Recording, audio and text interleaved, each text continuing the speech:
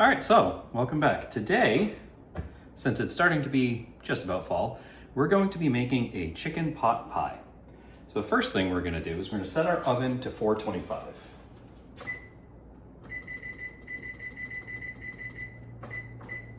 And we're just gonna let that warm up. Next, we're gonna take, there's one thing I didn't grab.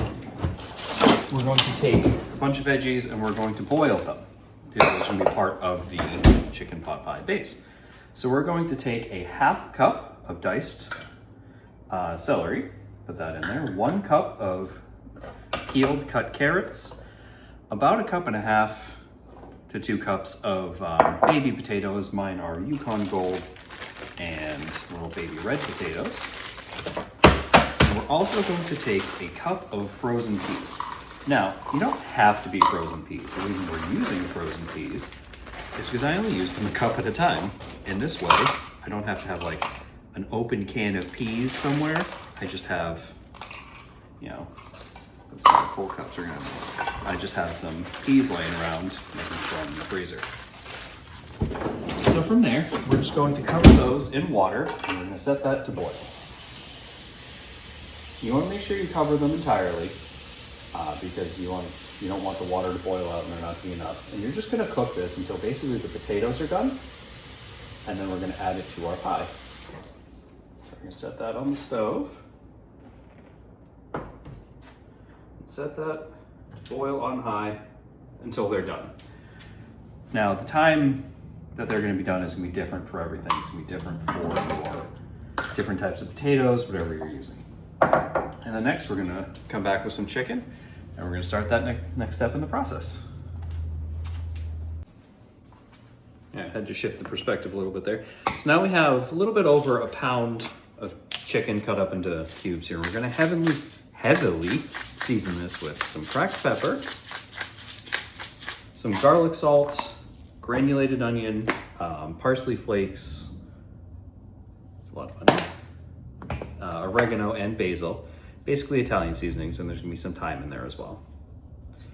And you wanna heavily season your chicken because nobody likes eating unseasoned chicken. And I'm doing this in a grill pan because I find it to be easier that way. You can do this in whatever pan you'd like. And yes, we're seasoning in the pan, and yes, some of those seasonings, some of those spices are going to probably toast and burn a little bit to the pan, but that's intentional, and we'll talk about that when we get there. So oregano.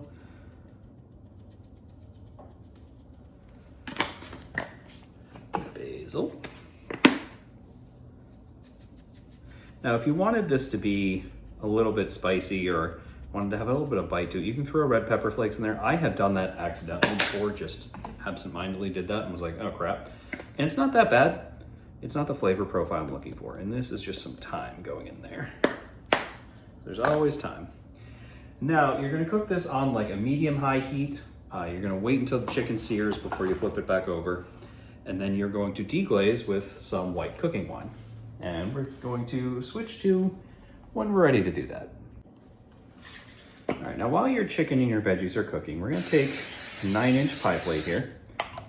You're gonna spray it with your, non-stick of choice. You can use butter to grease it. You can grease the pan manually with oil, whatever you prefer. And you're gonna add your first pie dough. Now, I don't make my own pie dough.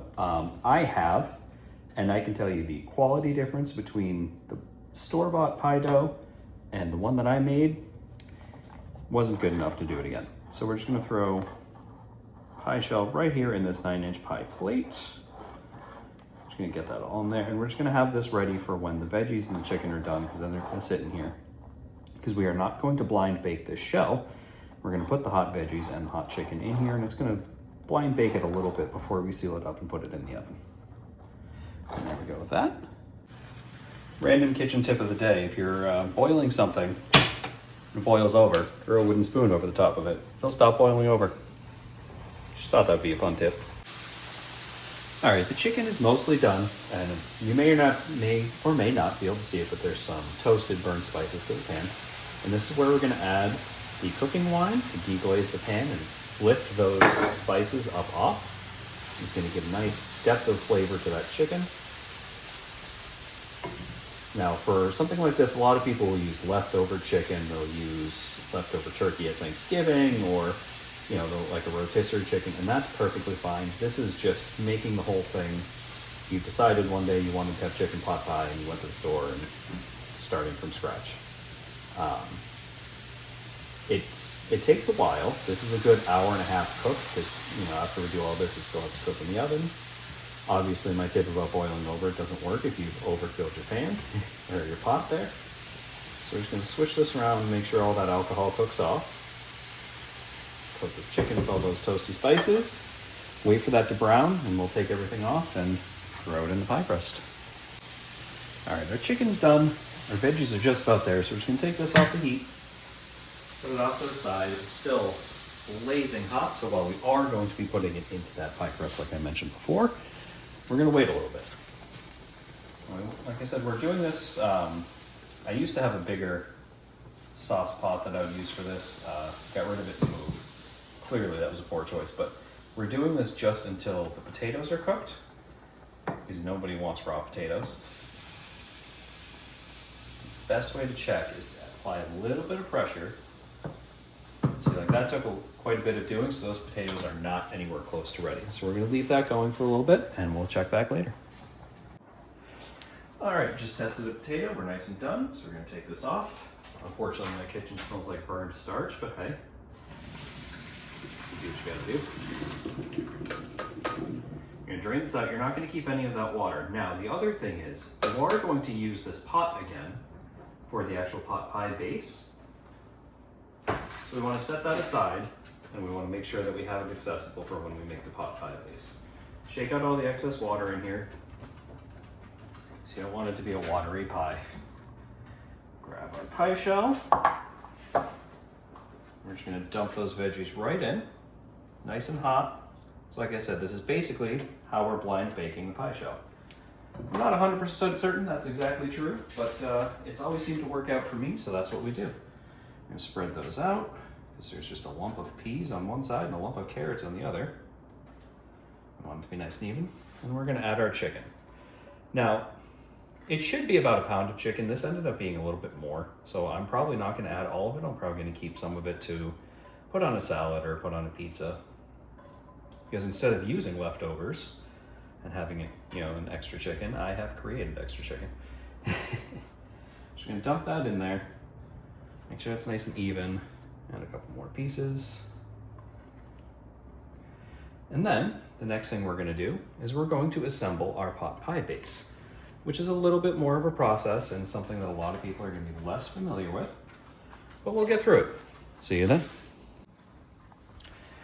All right, so now we're going to do the fun part. We're going to make pot pie base. So you're going to put your, I had to do something I wouldn't recommend. I had to clean this pan off because I overfilled it and it was burned. I don't know if you can see the other burner.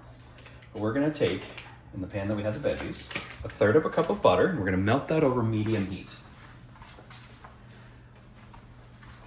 Sorry, my trash is very far away. So what we're going to do with this butter is we're going to be making an onion roux. And what that means is, if you've never made a roux is basically just butter, flour, and an onion roux has, I'm sure you guessed it, onion in it. And this is going to be the base of our pot pie base, and it's the base of a lot of sauces. So it's going to be equal parts. So this is 1/3 cup of butter, and we're going to have 1/3 cup of flour and 1/3 cup of onions. But we're going to do this where we're going to melt the butter. And once the butter is nice and melted, we're going to throw 1/3 cup of finely chopped white onion. And yes, that is specifically a white onion, because you don't want it to caramelize or be sweet or anything. You want it to sweat down and reduce. So we're going to take our white onion as the butter's melting. Have that in there. And basically you're going to cook this down until those onions are translucent. Stop really losing moisture. And then you're going to add in the flour and whisk that together. And we have a few seasonings we're going to add, and then the rest of the liquids. So while those onions sweat down, what we have for the seasonings is it's 1/4 teaspoon of each. 1/4 teaspoon of garlic salt, 1/4 teaspoon of celery salt, 1/4 teaspoon of celery seeds, or if you can't find it, celery flakes, and 1/4 teaspoon of black pepper. Now, this isn't the fresh cracked pepper that I put on the chicken. This is just standard powdered black pepper that you'd find in the spice aisle. And that's just because it has a little bit less bite to it. You're gonna add that in there. And then when we get ready for the liquid stages, it's going to be 1 3/4 cups of low sodium chicken broth and 2/3 cup of milk. And we'll talk about that a little bit more when we get there. But the type of milk you use is going to determine how long it's going to take to cook this. So keep that in mind. So like if you're using whole milk, there's a lower water content, so it's going to take longer to reduce. If you're using skim milk, you're going to need to be pretty quick, and you're going to need to keep a very close eye on it because it has a chance to reduce very fast. I'm sure you can hear the onions sizzling in there. They're all still pretty white, so we're just waiting for them to be translucent. Then we'll throw in our flour and mix all that together. And when you throw in the flour, you want to cook it a little bit, just because you don't want any raw flour taste in there. So you're going to brown the roux a little bit before you add the spices and before you add any of the liquid.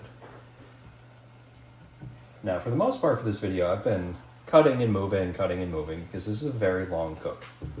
This is all said and done by the time it's ready for a table, probably about 90 minutes. And that's me using 2% milk, if you recall what I said about the milk and stuff like that. So it is kind of a time investment. So this isn't like a quick weekday meal. This is something you do when you have the time to do it. I usually only do this on weekends. I'm currently filming this on a Sunday, so that gives you any indication. And I work from home. That's starting to get nice and translucent.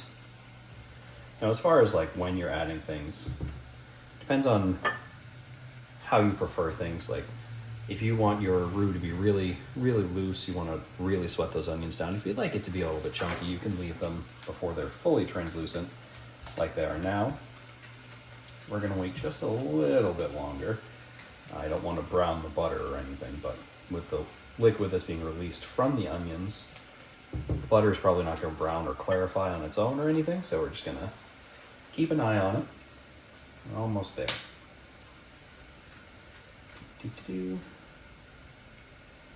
So yeah, this is probably one of our favorite meals for, fall harvest season, depending on where you live. It's very good. It's a very good thing to eat when it's nice and chilly out, when there's a nice chill wind in the air.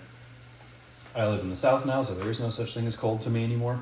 But it's starting to be, fall time, and this is easily my wife's favorite recipe of mine.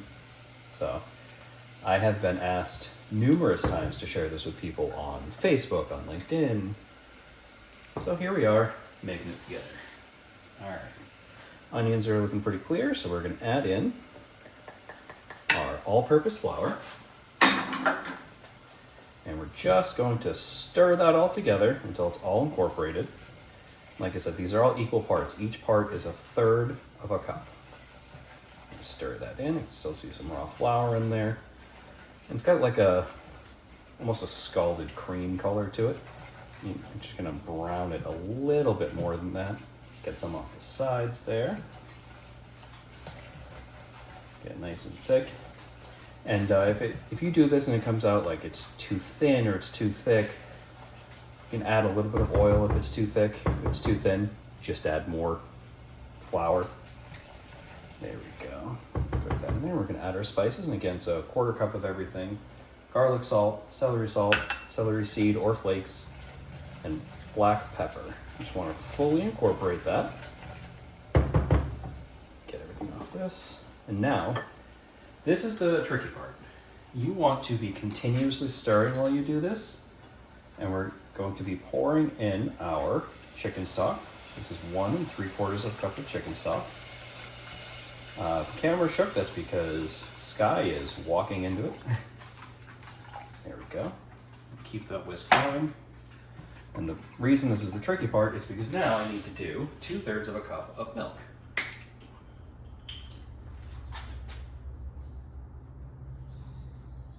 Ideally, you want to be doing this pretty slowly and adding things slowly, but We only have 2 hands. Throw that in there. Yeet that into the sink and continuously whisk.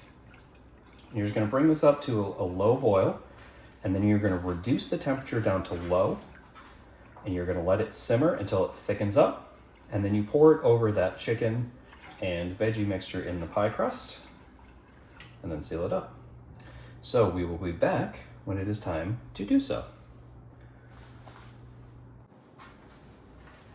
All right, full disclosure, it's only been a couple minutes. I've never done this with Fairlife milk, and this thickened up real quick. So, like I said before, you really want to be keeping an eye on this.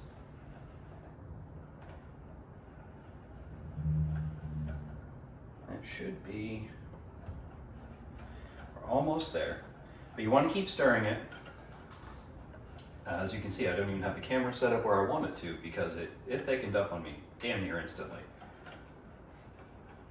But you want to be stirring it, you want to make sure you cook out that milk flavor. You want everything to be combined, you know, with all those spices, the milk, the chicken stock, or chicken broth rather. There is a difference between stock broth and bone broth, by the way. Just like there is a specific reason that you use a specific type of onion. Alright. So now we're just going to pour this over our chicken, veggies,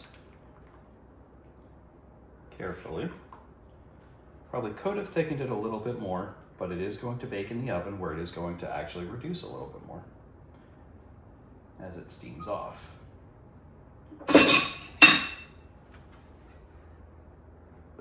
Get as much of that out of there as possible.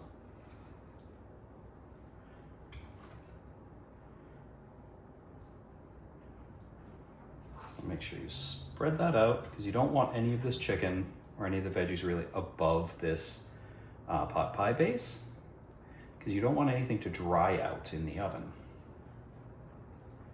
Spread that. Cool. Now we're going to take our other pie shell. Again, I use store-bought because, like I said, making it on my own was never worth it. The taste difference, I could get it to just about the same as this, but the labor difference was absolutely bonkers. Turns this from an 1.5-hour cook to an all-day cook. And that's just not what I have time for. All right. Also, don't be mean and do what I just did and burn the back of your hand on the hot pot you just took off the stove. You're gonna crimp down the edges. You wanna make sure this is nice and sealed, so you're gonna crimp it in onto the other bottom shell right there along the edge as well.